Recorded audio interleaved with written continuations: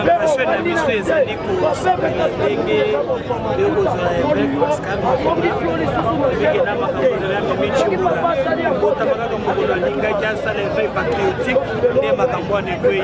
Aujourd'hui les gens comprendront que nazalaki lokuta parce qu'il n'a pas bénéficié de la liberté provisoire mais il est acquitté. Donc justice etalisi ke makambo wana ezalaki mpe lokuta, donc il n'y a pas de débat. Memi Chimbola na bato bafaire cesser soki bakomela omoye soki bakomela cline bamela bango po victoire ezongi na perte, donc tokuni etumba wana ti na suka.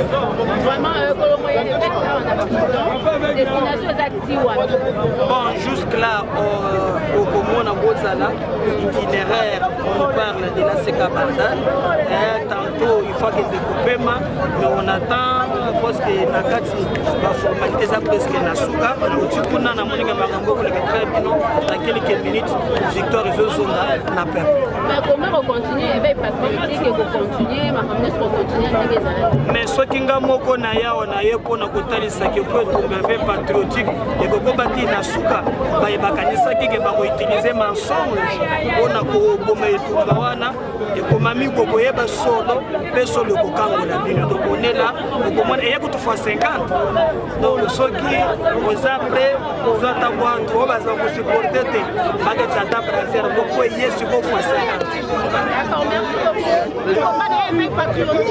Ado continuer sikoyo na vitesse makasi na vitesse autos pe autos zo ba dossier et pe di kapeni ya vrai version mort ya kabi ya musée dozo continuer dozo comprendre donc mukuna makambu ba ya rote ya biso yezo tambola likolo mai toyoka mo déjà toza besoin d'ao babengi évangéliste évangile à libération comprenez ouais n'a pas maman muke merci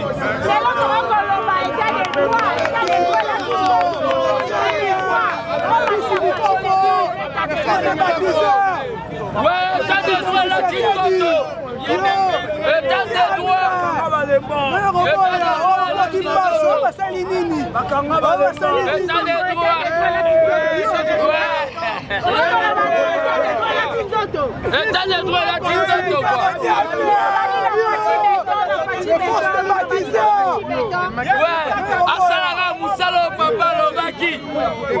mais les bâtisseurs qui se disent avec la libération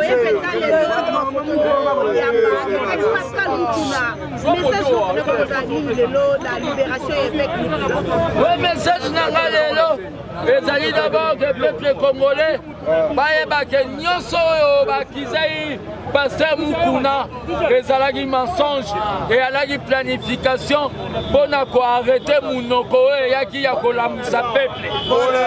Mukuna lokola abimi c'est que tozo continuer tozo redémarrer combat contre mutu oyo ya Kingakati oyo amemela biso malheur na misère yango nde nazoyebisa na bakongolais COP eza na Kingakati dans quelques jours. Voilà.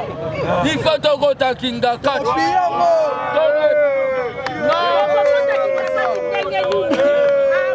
Excusez.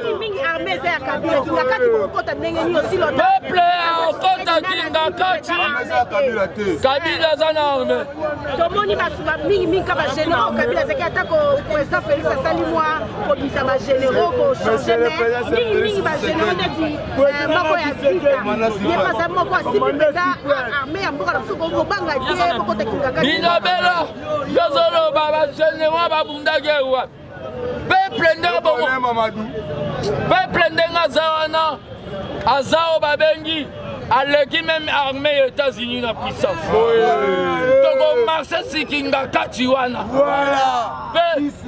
Jamais mutu mona mboka kokanga betandie belé bongo yemoko. Kabila lokola yaka na mboko azana ndaku te aluka ndaku atana na kanluka abando futela. Le problème est ça. Na moment tozolo babo excusez je parle pas tout baola. Na moment tozolo babo Mukuna lokola bimi bato ya Kabila se prépare. Tozobanda lisusu procès. Yo magistrat bayako funda la 4e mairie Kabila. Soko za na besoin ya mbongo essence ya carburant. Bokendo tikele convocation to cotiser. Soki bokako tikela Kabila convocation la kingaka tite. Boye bake biso na bino tokoyoka. C'est bien qu'il y a mutu ya solo wa memaki avec Pascal Mukuna na justice ezalaki Mami Tibola. Mais to comment vous allez attaquer toujours le président honorable Joseph Kabila Kabangi ni ezali koleka wana ya solo. Mami Tibola zaka mami watata moi kingaka tibatinda kiye. Merci. Mami Tibola aluka kopu misusu akote fata mbongo na finka akoteka ta ndunda atika kosala kopi ya koya kokosela batu oyo babengi kokosela batu ke baviole. Dans la minute mpe nazoyebisa na Pasteur Mukuna soko koyamba mwana mwasi na kati ya biro na oportif ezala polele mpo bakoya kokosela osumaka systeme ekomi soki mama to mwana mwasi aye komona Pasteur Mukuna biro polele.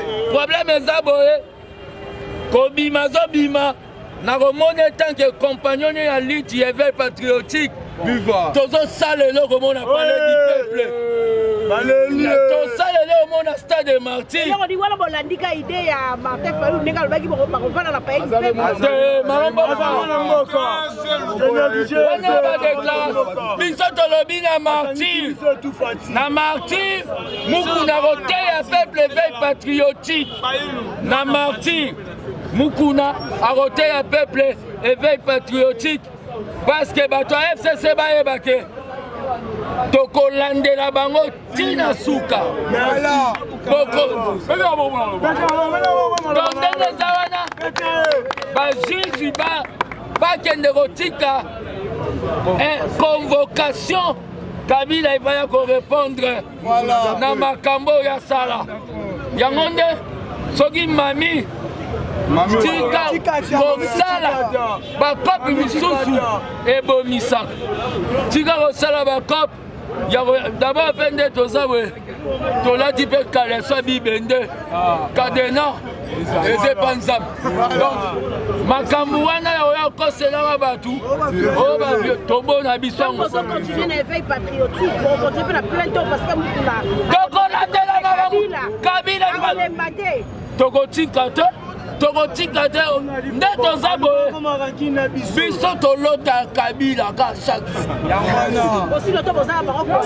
coalition na biso tolinga yango te eza ya Angelou na Demon. Est-ce que makambo ezosipa coalition la batia loba deja makambo toboya yango te coalition wana omoni biso tolinga ezosimba te tolingi yango te.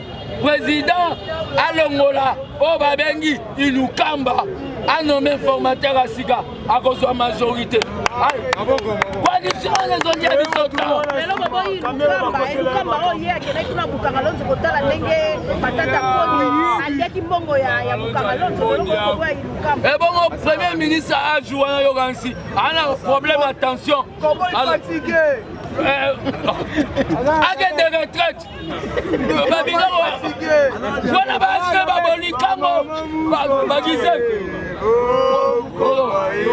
donc il nous camala. Wana ba charge ba memeli fatigué. Lelo to kopete bisola etete de trucs. Avec beaucoup na famille, ba Monique azali penza na raison lelo ba policier mais na ba président au tel que le to mona ki pele ya boza kité to mona président Félix Penza état de droit et là kinzo to ko lo banini. État de droit zako. État de droit za même ba ministre na biso ya IDPS bazakuna.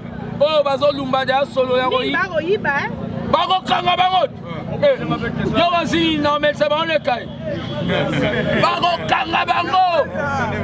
Bango lo wa bango ma ministre. Bazela toyo kaka moko dosi. Ngamo na wando ke funda moko moko. Mais toutefois nazo ebsaka batu ba ebake.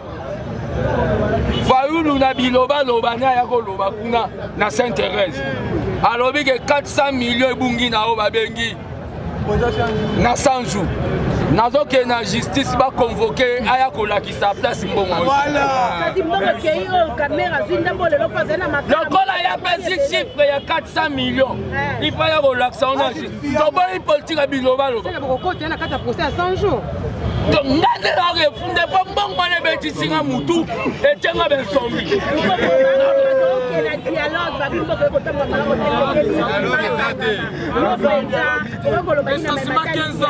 dialogue wana oyo bazoloba wana nandimi dialogue ezala kaka ya makambo etali réforme asenyi impointe pas question ya dialogue ya kokabola baposte soki bameki koloba dialogue ya kokabola baposte nga mpe baopesanga poste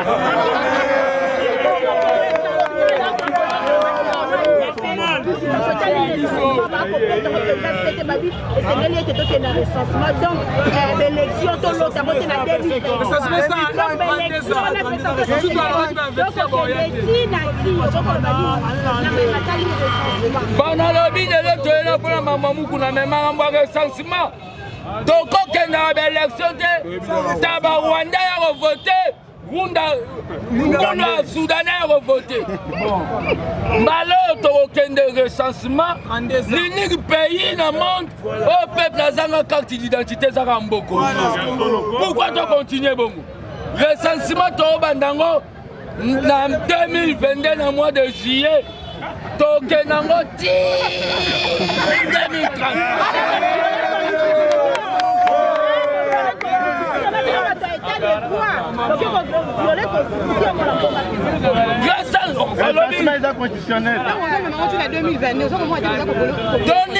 tosala nettoyage triage porte par porte tokoya na ndako mobe moto abimaki mpo tozonga susu ekozwa biso ti 2030 ozomona te eza faute ya faci te mosala nde eza monene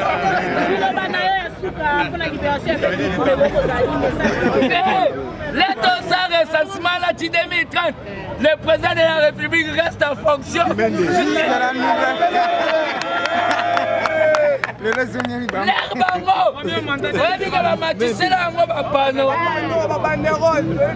Kabila reste en fonction jusqu'à l'aile. Et là, ils sont au que Kabila dégage. Balaxim sera article 70. Ils sont au que Kabila dégage. Article 70.